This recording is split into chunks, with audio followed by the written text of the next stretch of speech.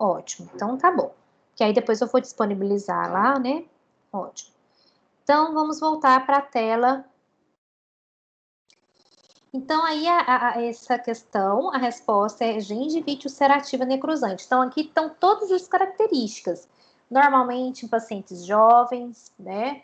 Com aquela infecção aguda, com muita dor e destruição de tecidos de forma rápida. Então, é a ulcerativa necrosante. A outra questão. Durante o tratamento de bolsa periodontal profunda e estreita, é melhor indicado o uso de cureta? Hoje eu peguei demais com vocês, né?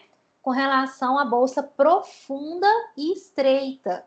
Então, esse aqui vocês já tenho certeza que vocês acertaram, que seria o uso da Grace Mini 5, ok?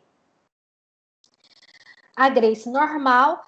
Deixa eu aproveitar aqui, pessoal, e explorar bastante isso daqui com vocês, que é um ponto que eu observei. Nós temos, então, a Grace padrão, ou standard, que é aquela Grace que ela tem a pontativa maior, né, a lâmina maior do que a Mini 5.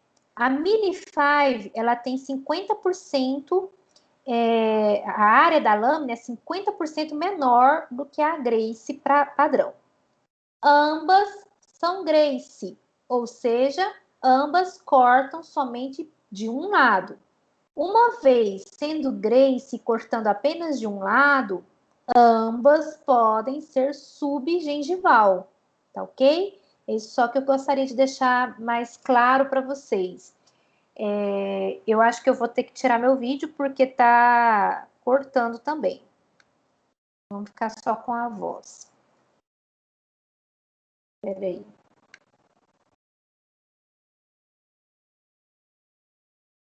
O vídeo não quer ir embora, então deixa.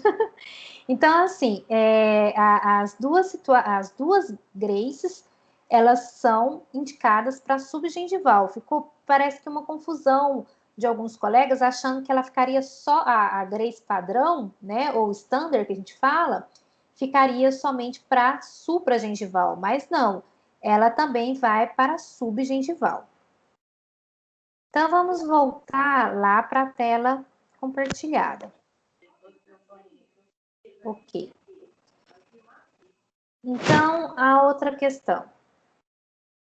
Qual dos seguintes quesitos estão para a gente assinalar a alternativa correta? Qual dos seguintes quesitos são resultantes do emprego de um instrumental sem ângulo de corte durante a raspagem e o aplanamento radicular? Então, qual seria, né? Seria todos os quesitos envolvidos. Por quê? Olha só, redução de sensibilidade tátil. Então, um instrumental sem corte, você faz força e você não consegue sentir a sua superfície, se ela está rugosa, se tem tártaro. Você faz tanta força que seus dedos, às vezes, começam até a ficar dormentes. Então, isso há uma redução de sensibilidade tátil. Os cálculos podem ser brunidos sobre a superfície radicular. Isso aqui é um grande problema, porque ao invés de você estar realmente soltando, cortando a camada de dentina, né, para realmente tirar o cálculo, a gente está só brunindo, deixando até esse cálculo liso.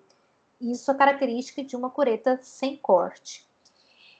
Dificuldade de controle, que pode produzir um trauma tecidual, isso demais, porque aí essa cureta escapole facilmente e pode sair destruindo o tecido, e condução a excesso de pressão. Então, são todas as questões envolvidas que leva, que mostra, né, são resultantes de um emprego de um instrumental sem ângulo de corte. Ok. Então tá, então vamos lá assinalar verdadeiro ou falso no final da frase, né?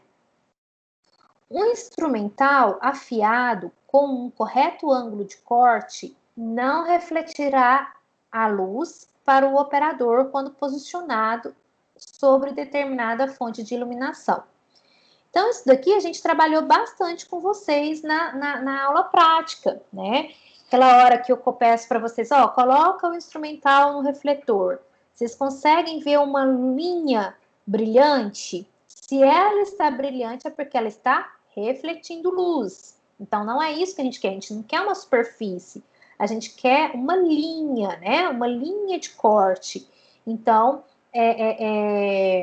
se está refletindo luz, é porque está sem corte. Agora, se ele está afiado, né? Ele não vai refletir a luz por operador, tá ok? Bom, então vamos lá. Os princípios corretos de afiação vão incluir o quê? A letra C. Estabelecer angulação correta entre a face coronária e a superfície da pedra. Hoje, na prova prática de vocês, eu estava perguntando isso, né? Às vezes vocês falavam, não, posiciona, começa com a cureta a 90 graus e depois eu vou e coloco ela em 45 graus. Eu perguntava, esse 45 graus é com relação ao quê? Alguns me respondiam, é em relação da pedra com o cabo, em relação da pedra com a haste, né? É sim entre a angulação da pedra com a face coronária ou com a haste final, tá ok? Que é aquela angulação de 45 graus, tá? Ok. Então, a outra questão. Qual cureta Grace você selecionaria para realizar a raspagem dental da superfície distal da raiz de um molar inferior, certo? Com envolvimento de furca classe 3. Então, olha só, eu estou ali raspando a raiz distal, né, desse molar inferior, que está com furca classe 3.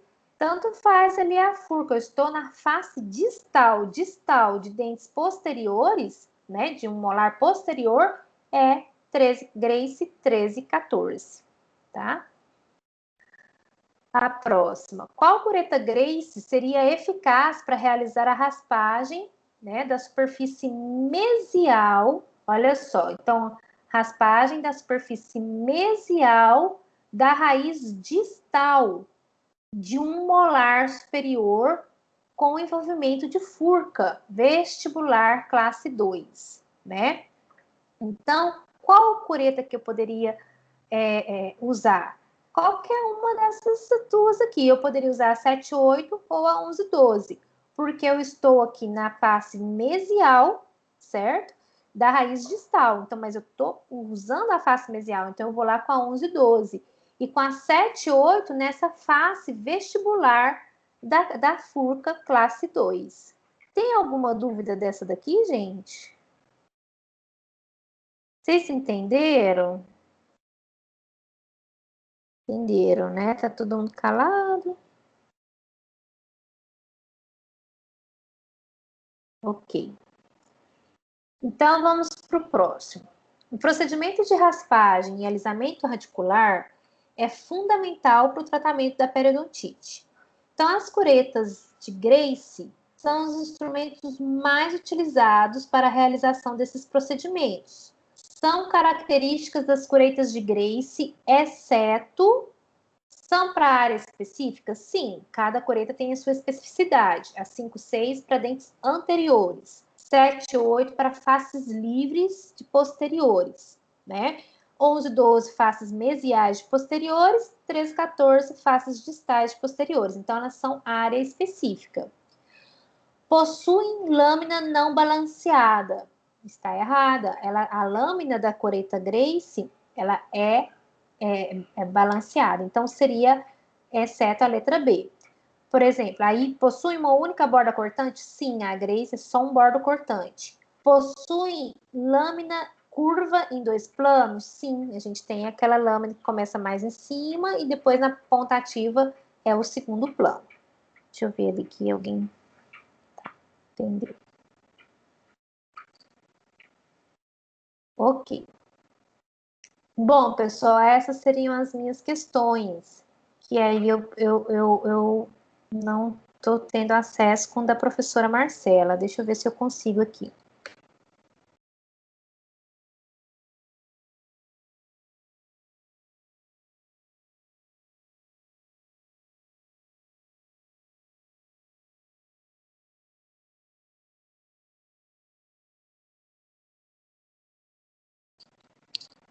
Tá, eu acho que eu consegui aqui acessar a prova. Peraí, deixa eu compartilhar com vocês também. Peraí.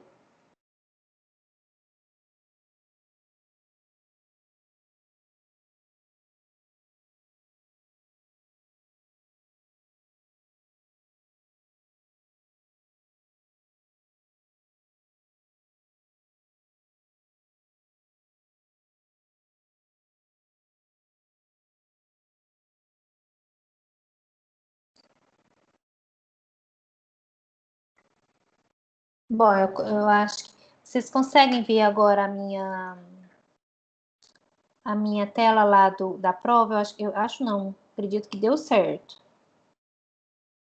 Está dando para ver, sim. Ótimo, obrigada. Então, olha só. Então, a gente conseguiu, acho que eu vou conseguir ver as da Marcela. Então,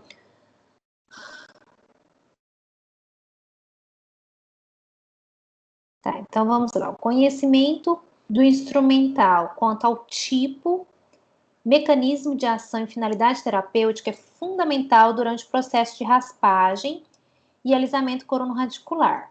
No entanto, o ultrassom chegou para otimizar o tempo de trabalho, o qual não exige afiação e possui menor desconforto para o operador. Porém, ele não possui capacidade de aplainamento radicular.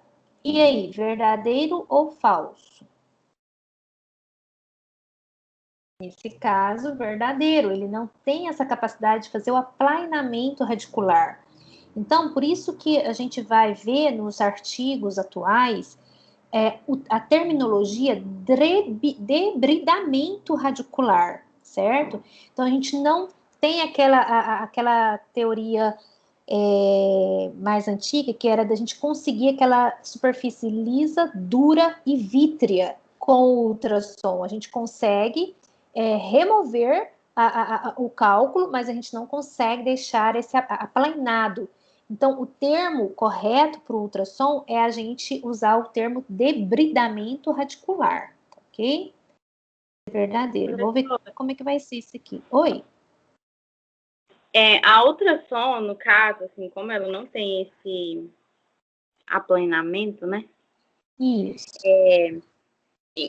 Naqueles casos, assim, que tem muito cálculo nos dentes, ela é bastante útil, né? Mas naqueles casos, assim, que tem pouco cálculo, assim, bem... como fala, bem na cervical, mas tem pouco ainda. A gente consegue tirar com ela assim mesmo? Sim, consegue. O ultrassom é o seguinte, a gente vai conseguir tirar, mesmo sendo pouco, só que devido ao fato de dar muita sensibilidade no momento do uso, quando você está ali naquela cervical, justamente naquela junção semente-esmalte, muitas das vezes o paciente não suporta. Então, sendo pouco cálculo, eu aconselho a gente ir com a cureta manual mesmo, tá? Entretanto, vamos supor que você fez o ultrassom boca toda, tirou aquele excesso, né? E aí você foi lá naquela região e o paciente não suportou. Você pode anestesiar somente aquele local e finalizar, tá ok? Você pode utilizar anestesia, mas se caso não for utilizar anestesia, a gente finaliza com os instrumentos manuais que ele suporta mais, tá?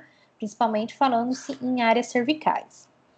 Agora, uma controvérsia que tem entre ultrassom, ultrassom e manual, ótimo, Brenda, seria com relação a eficiência, se o ultrassom chega a substituir a raspagem manual. Não chega, ele não substitui a manual, porque tem aquelas situações bem profundas, tem aquelas situações de difícil acesso que uma ponta de ultrassom não chega.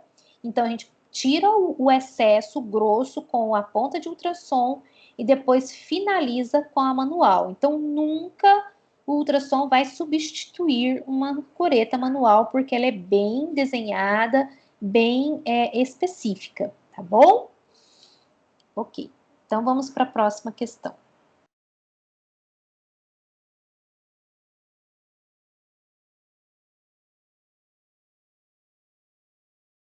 Então, vamos lá. O objetivo principal da raspagem alisamento radicular é a remoção de depósitos bacterianos da superfície radicular, assim como cemento alterado, visando conseguir biocompatibilidade da superfície radicular. Verdadeiro ou falso? Essa que eu fiquei na dúvida, professora. Isso. Então, assim, eu coloquei pode na falar. prova, eu coloquei falsa, porque assim, a minha dúvida era justamente ali naquela parte que fala assim, ó. Remoção, né, dos depósitos bacterianos da superfície radicular, ok. Assim como cemento alterado. Aí eu fiquei na dúvida se a gente remove cemento também ou não. Eu coloquei falsa porque a gente remove só o cálculo, né? A minha dúvida foi essa. Eu coloquei falso, mas eu fiquei com dúvida nessa. Certo. No caso, então, a gente não consegue detectar se eu estou removendo somente cálculo.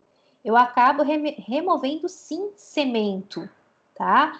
Então, eu tenho esse objetivo de remover esse cemento alterado, sim. Então, essa frase, ela seria verdadeira por esse motivo, porque a gente remove o depósito bacteriano, eu não consigo controlar a minha força de tal ponto que eu vou conseguir separar, não vou remover só cálculo e não removo cemento. Não, acaba removendo esse cemento alterado, sim, tá bom? Então, ela é verdadeira.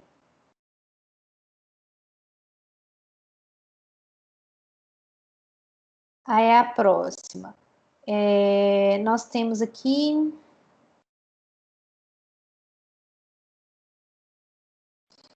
Era para aparecer alguma coisa? Ah, é para escrever, desculpa, gente.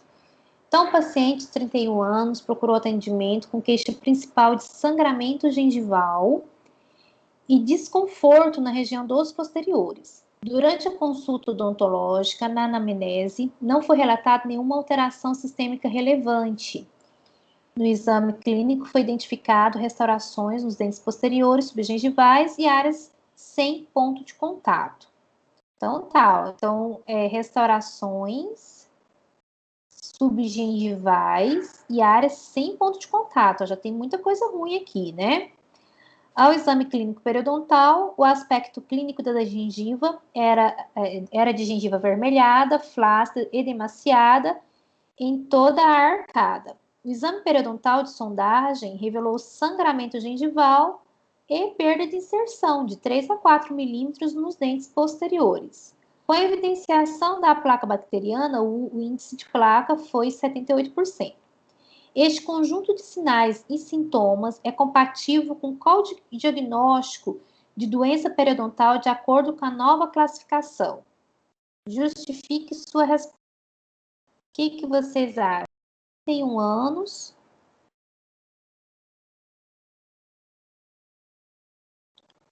Sangramento gengival, né?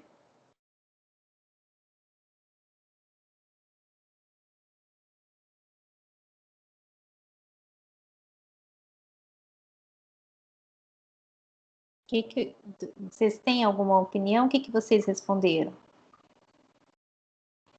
E eu já vou lá para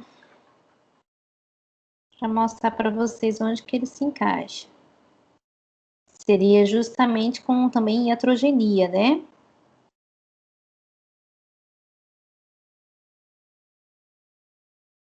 Pessoal, ninguém vai falar o que respondeu na prova. Eu ainda não corrigi nem a Marcela. Vocês podem falar aí que a gente vai.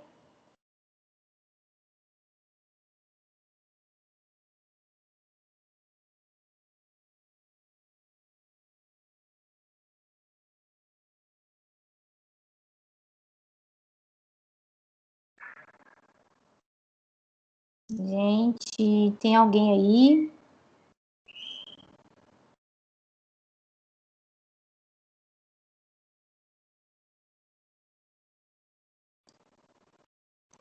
Nós vamos cair lá naquela condição de outras condições que afetam o periodonto, certo?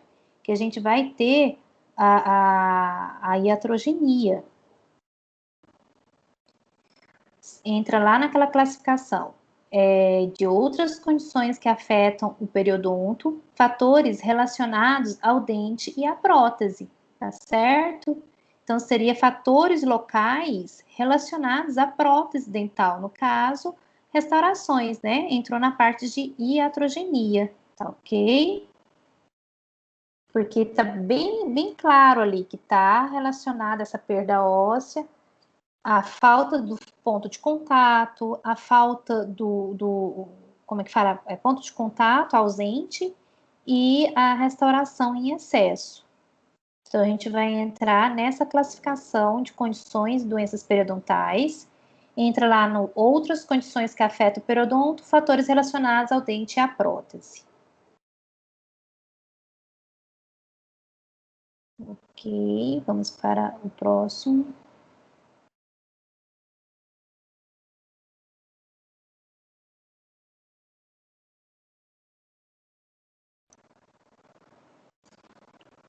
Tá, então vamos ver essa outra questão. O paciente de 42 anos de idade, leucoderma, sexo feminino, tabagista, compareceu à clínica de periodontia, queixando-se de vários dentes moles. Ao exame periodontal, observou-se higiene oral precária, gengiva inserida. Não, higiene oral precária, gengiva inserida, marginal e papilas interdentais edemaciadas e hipertrofiadas. Mobilidade grau 2 nos dentes 14, 11, 12, toda essa bateria, né, pelo jeito, nos quais foram encontradas bolsas periodontais com profundidade de até 8 milímetros, sangramento e secreção purulenta. As radiografias periapicais mostram vários padrões de perda óssea de até mais que 2/3 apicais. Esse conjunto de sinais e sintomas associados é compatível com qual diagnóstico de doença periodontal de acordo com a nova classificação. E aí, pessoal? Esse aqui tá fácil, esse aqui eu nem vou falar, hein? O que vocês acham?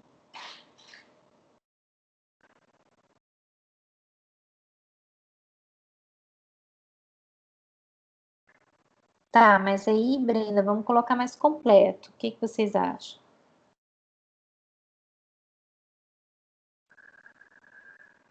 Olha, tem bastante dente perdido, perda óssea acentuada. Deixa eu só voltar o nome, a idade. 42 anos de idade.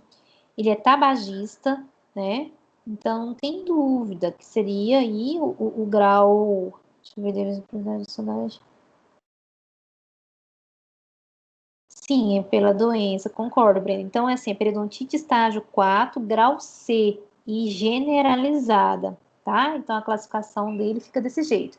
Periodontite estágio 4, grau C generalizada. A gente tem que colocar completo, tá? Não pode colocar só o estágio, não. A gente tem que pôr toda a terminologia.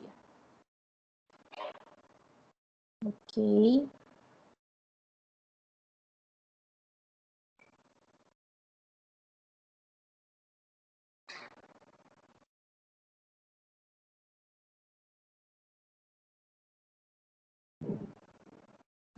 Aí eu acho que a gente vai considerar só uma parte, né? Parcial. Bom, cadê? Arraste os nomes das estruturas e solte sobre a figura do local correto. Aqui. Então, gente, vamos lá. Deixa eu ver se eu consigo fazer isso aqui no meu aqui. Então, nós temos aqui a estrutura de osso alveolar. Cadê o osso alveolar? Osso alveolar aqui, certo? Eu tenho aqui a estrutura de epitélio. Aí aqui seria epitélio, não epitélio juncional nem sucular. É o epitélio oral. Cadê?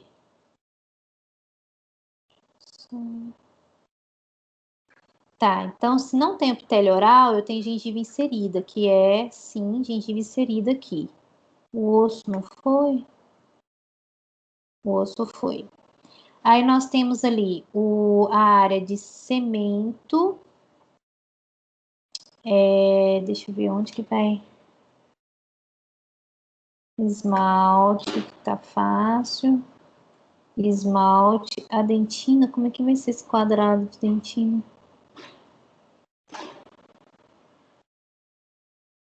Aqui é a área de inserção definitiva. área de epitélio sucular,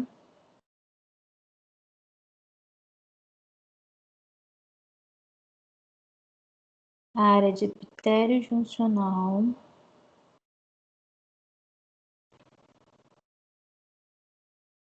ai, agora eu tô na dúvida onde que fica a dentina, realmente. A junção muco-gengival.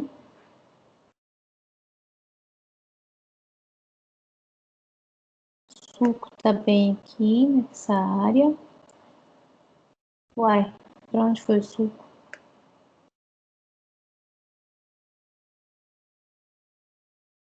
E a dentinha arterioscular pra cá. Cemento. E realmente, dentina ficou faltando mesmo, tá ok? Não tem nada mostrando dentinho. Tem alguma dúvida aqui? Eu tô fazendo a prova agora com vocês. Eu não tinha visto essa questão da professora Marcela, não. Tem alguma dúvida, gente? Não, né? Okidoki. Então, vamos lá.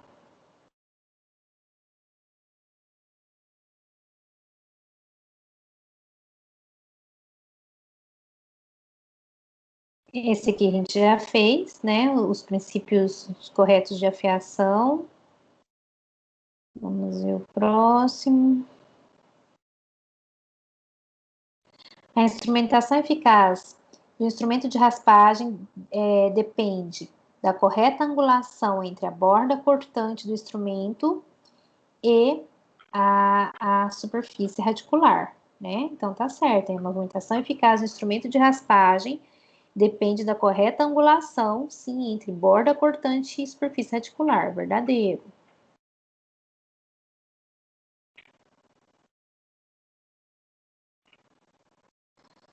Instrumental afiado com o correto ângulo de corte. Ah, esse aqui a gente já viu. Verdadeiro, né? Acho que agora entraram nas minhas, né? Ah, não, tem aqui, ó. O posicionamento do paciente e do operador é irrelevante para permitir acesso e visibilidade ao campo operatório, assim como para permitir a estabilização do ultrassom. E só será relevante quando se trata de raspagem e alisamento radicular realizado com curetas universais específicas. Falso. Esse posicionamento é relevante para qualquer ação dentro da odontologia, seja periodontia, dentística, endo, cirurgia, prótese, tá? Então é altamente falsa.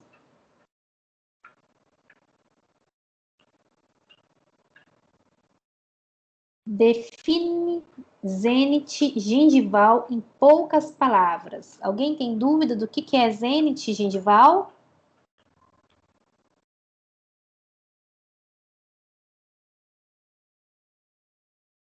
O zênite gengival, então, é aquela maior área, a área mais alta da margem gengival, certo? Ótimo, todo mundo. Ok, é o ponto mais alto da margem gengival.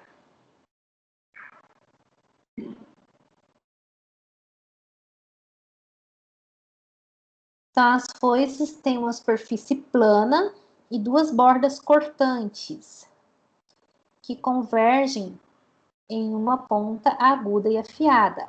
A forma do instrumento torna a ponta forte, de forma que ela não quebre durante o seu uso. A foice é usada principalmente para remover cálculo subgengival.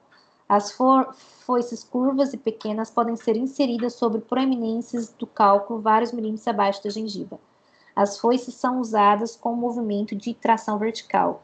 Tá errado porque não é subgengival, é supragengival, tá ok? Então, falso.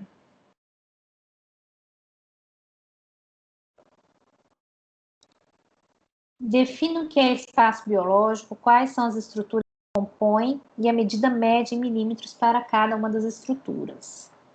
Alguma dúvida em espaço biológico, pessoal? Não, né? É o que vai ali do...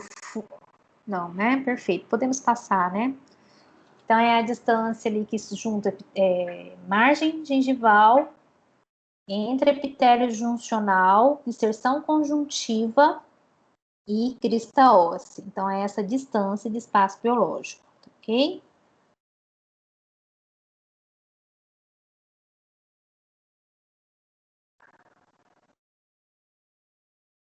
Essa aqui a gente já respondeu, das Graces. Pessoal, eu acho que é isso aí. Eu acho que a gente não tem muito mais o que... Aqui, ó, a resposta, né? Que era 7, seria tanto a coreta 7,8 quanto a 11,12 para a gente raspar. Esse aqui já entra nasquelas que a gente nós já conversamos.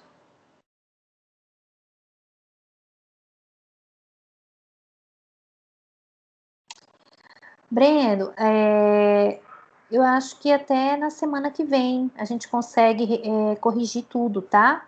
Apesar da gente ter colocado bem automatizado, para tentar o Moodle corrigir tudo, vai ter as questões escritas, né? Então, acredito que até semana que vem a gente divulga as notas. Pessoal, então eu acho que é isso aí que a gente tinha para conversar. As dúvidas praticamente foram poucas, né? Certo, a classificação que fica até com o tempo, né, para a gente exercitar, para ficar familiarizado. E então a gente vai fazer de tudo para lançar as notas semana que vem.